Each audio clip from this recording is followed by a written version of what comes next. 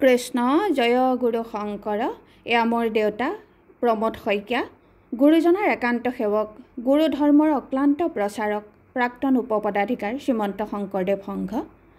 তেখেতৰ যোৱা 1 জুন তাৰিখে 88 সংখ্যক জন্মদিন দিৱস আছিল আৰু এই দিনটোতে তেখেতৰ গুণমুগ্ধ অসমৰ বিভিন্ন প্ৰান্তৰ ভকত বৈষ্ণৱসকলে তেখেতৰ অজানিতে আহি আমাৰ লখিমপুৰস্থিত বাসগৃহত উপস্থিত হৈছিলহি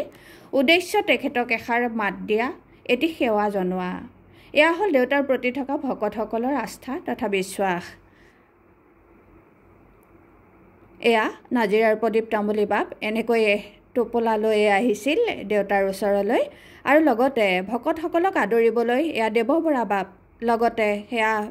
আমাৰ ভাতৃ বিজয় শইকীয়া ভকতৰ চৰণ স্পৰ্শ কৰিবলৈ এনেকৈ চোতালত অপেক্ষা কৰি আছিল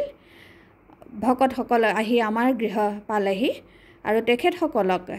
গৃহত অকণমান আপ্যায়ন কৰাৰ পাছত তেখেতসকলে দেউতাই নজনাকৈ আয়োজন কৰি অহা মনে মনে আয়োজন কৰি অহা অনুষ্ঠানভাগি অনুষ্ঠিত কৰিবলৈ আমাৰ কাষতে থকা গৃহৰ কাষতে থকা নামঘৰলৈ গৈছিল এনেকৈ সকলো নামঘৰলৈ যোৱাৰ পাছত এয়া প্ৰসংগৰ অনুষ্ঠান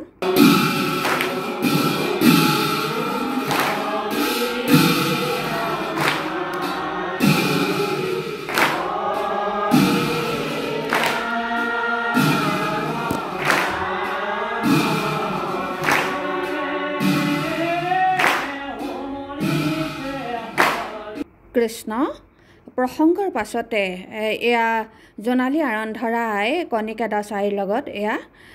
জোনালী আৰন্ধৰা আইৰ লগতে আৰু দুগৰাকী আই লগ হৈ বৰগীতেৰ অনুষ্ঠান ভাগি অনুষ্ঠিত কৰিছিল বৰগীতৰ অনুষ্ঠান কৃষ্ণ এয়া ৰুক্মিণী গগৈ আই এয়া অনামিকা তামুলী আই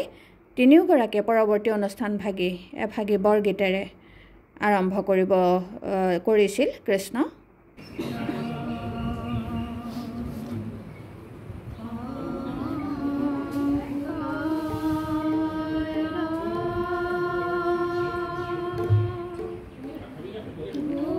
এয়া বৰগীতৰ অনুষ্ঠানৰ পাছত ভকতসকলে এনেকৈ এটি সম্বৰ্ধনা অনুষ্ঠানৰো আয়োজন কৰিছিল এই অনুষ্ঠানতে তেখেতৰ ৰচিত পৰমাৰ্থ বিচাৰ পুস্তিকা ভাগি ডক্টৰ দীপাংক শইকীয়া বাপে ইংৰাজীলৈ অনুবাদ কৰি অনলাইন যোগে সেই দিনটোতে এনেকৈ উন্মোচন কৰোৱাইছিল এয়া আমাৰ প্ৰাথমিকৰ সভাপতি দেবেন হাজৰিকা বাপ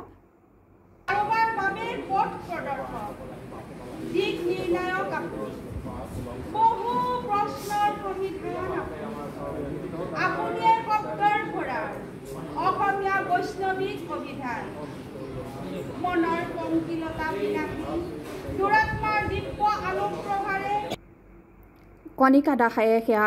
এটি কবিতা পাঠ কৰিছিল দেউতাক লৈ জয় গুৰু শংকৰ পুণ্যশ্লোক দেউতাৰ জন্মদিনৰ উপহাৰ কৃষ্ণ হৰিৰাম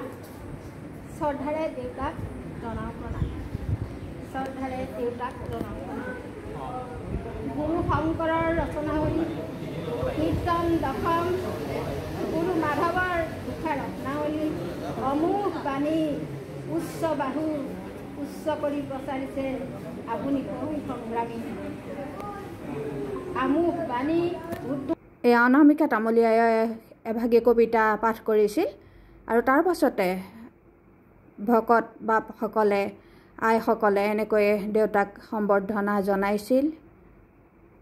এয়া দেৱকুমাৰ গগৈ বাপ এয়া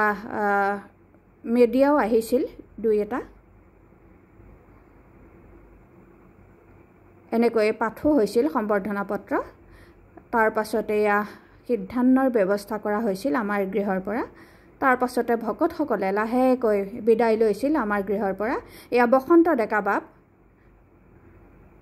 এয়া সকলো একেলগে কপি ফটো উঠোৱাৰ পাছত এনেকৈ বিদায় লৈছিল কৃষ্ণ আমি কৃতজ্ঞ হৈ ৰ'লোঁ সবাৰে চৰণত সেৱা জনাওঁ